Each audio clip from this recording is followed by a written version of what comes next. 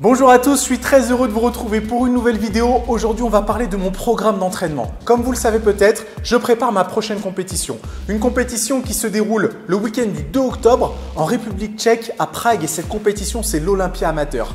Une compétition que j'avais déjà eu l'occasion de faire en juin 2014 où j'avais terminé 15e sur une trentaine de participants. Pas dégueulasse, mais loin d'être bien. Et du coup, j'ai décidé de me représenter pour cette compétition parce que c'était une expérience inoubliable. L'endroit dans lequel c'est organisé est parfait, l'organisation est réglée au millimètre, tous les critères sont réunis pour passer un bon moment en fin de compte et c'est ce qui est le plus important, je pense, quand on fait de la compétition. Du coup, je vais essayer de vous parler un petit peu de mon entraînement ces 6-8 dernières semaines parce que j'ai commencé à peu près ma préparation il y a 6-8 semaines et comment il va se dérouler dans les dernières semaines en approchant la compétition. Attention, ce n'est pas une vidéo où ce n'est pas un programme que je vous conseille de reproduire. Hein. Je vous explique juste comment je m'y prends parce que je sais qu'il y en a certains que ça intéresse pour que vous puissiez avoir une petite idée de mes techniques d'entraînement, de mes habitudes d'entraînement pour que vous voyez un petit peu ce que ça donne. Cette préparation, elle est très différente des précédentes. C'est la première fois que je perds autant de gras avec un total calorique aussi élevé. Je vais quand même pas m'en plaindre, hein, mais ça prouve que le corps réagit toujours différemment au fur et à mesure des préparations. Certains pourraient trouver ça un peu frustrant. Moi, au contraire, je trouve ça stimulant parce que ça permet de tester différentes approches et d'en connaître un peu plus sur son corps. C'est la première fois aussi qu'en 6 semaines, je perds aussi peu de poids tout en perdant autant de centimètres au niveau du tour de taille. Et ça, encore une fois, c'est une bonne nouvelle parce que quand vous perdez peu de poids mais que vous perdez beaucoup au niveau du tour de taille, ça prouve que vous avez réussi à conserver un maximum de masse musculaire tout en perdant un maximum de gras. Et ça, c'est exactement ce que je recherche. Je crois qu'en 6 semaines, j'ai dû perdre à tout casser 3 kg, enfin peut-être un tout petit peu plus que 3 kg, alors qu'au niveau du tour de taille, j'ai presque perdu 5 cm, ce qui est pour moi énorme. Hein. J'ai commencé à 98,5 kg, je suis à peu près à 96 kg. Au niveau du tour de taille, j'ai commencé à 84,5 et là, je suis un tout petit peu en dessous des 79. Donc, c'est plutôt une bonne nouvelle. J'espère descendre à quelque chose comme 76, si possible 75 pour 1m86. Je pense que c'est pas dégueulasse. Une dernière chose, la compétition où j'estime avoir eu la meilleure forme physique, c'est les championnats d'Europe en mai 2014. C'est d'ailleurs là où j'ai fait mon meilleur résultat, 4e place à une compète internationale. La veille de cette compète, j'avais un tour de taille juste en dessous des 78 cm. C'est pour vous donner un petit peu une idée d'où j'en suis et je pense que c'est plutôt bon pour la suite des événements. J'espère que ça va continuer sur cette lancée parce que je devrais terminer avec ma meilleure condition physique. On croise les doigts, on verra comment ça se déroule. Enfin bref, on est là pour parler de mon programme d'entraînement, donc voyons un peu comment ça se déroule. Pendant ma préparation, mon programme se divise en 3 cycles différents. 3 cycles qui durent 4 semaines chacun parce que la prépa, en tout, elle est à peu près de 12 semaines. Le premier cycle, je l'ai terminé et là, je suis en plein milieu du deuxième cycle. Le premier cycle, j'ai 3 séances de musculation différentes. Une séance jambes, c'est-à-dire quadriceps, ischio-mollet, une séance pec-dos et une séance épaules et bras. Et ces 3 séances, je les fais en roulement en fin de compte. C'est-à-dire que lundi, mardi, mercredi, je vais faire jambes, pec, dos, épaules, bras. Jeudi, vendredi, samedi, jambes, pec, dos, épaules, bras, ainsi de suite. C'est-à-dire qu'il y a certains groupes musculaires que je vais travailler jusqu'à 3 fois par semaine. Attention, mon programme d'entraînement, il est organisé de façon à ce que je réduise le risque de surentraînement. C'est-à-dire que, étant donné que ma vie, elle est un petit peu organisée autour de la musculation, j'ai l'occasion d'être à la salle de sport assez souvent dans la semaine et dans la journée. C'est-à-dire que mes entraînements sont la plupart du temps divisés en 2 et durent pas très longtemps, un grand maximum 40 minutes. Ça me permet d'avoir un maximum d'énergie et d'éviter la lassitude parce que j'ai l'impression d'être beaucoup moins productif quand mes entraînements commencent à durer un petit peu trop longtemps. Donc effectivement, pour certains, ça peut paraître insensé de travailler des muscles 3 fois par semaine, d'avoir un volume d'entraînement aussi élevé. Mais rappelez-vous que j'adapte le volume d'entraînement, j'adapte la durée de mes séances pour faire en sorte que je brûle pas toute mon énergie au tout début de ma préparation.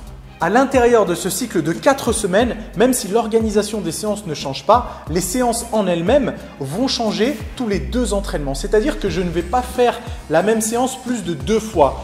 Ça n'engage que moi. Vous avez des personnes qui vont vous dire qu'il ne faut pas changer pendant 3 mois. Vous en avez d'autres qui vont vous dire qu'il faut changer toutes les séances. Personnellement, je me sens bien avec un maximum de variété.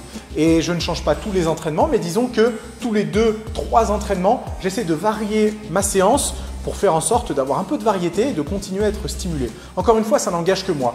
La meilleure façon de savoir ce qu'il vous faut, ce qui vous correspond le mieux, c'est encore de tester. Et personnellement, avec mon expérience, ça va faire 9 ans que je fais de la musculation, j'ai remarqué qu'en changeant un petit peu plus souvent, non seulement je m'amusais plus à la salle de sport, mais en plus j'avais de meilleurs résultats. Donc je ne fais que 2 fois le même entraînement. Et ces entraînements en eux-mêmes, encore une fois, ils vont varier. Les 2 premiers entraînements, je vais travailler en série courte. Les 2 autres, je vais travailler en série longue. Les 2 autres, je vais rajouter des techniques d'intensification comme les séries dégressives par exemple ou les supersets et ainsi de suite. Et ça me permet d'avoir toujours une stimulation différente. Donc je joue sur le temps sous tension, je joue sur le nombre de répétitions, les temps de récupération, le nombre de séries. Tous les facteurs varient pour faire en sorte que mes muscles, justement, que mes groupes musculaires ne s'habituent jamais au même type de travail encore et encore. Les séances en elles-mêmes, franchement, elles n'ont rien de spécial. J'utilise des exercices de base, du squat avant, des fentes, développé couché, des dips, des tractions, développé militaire.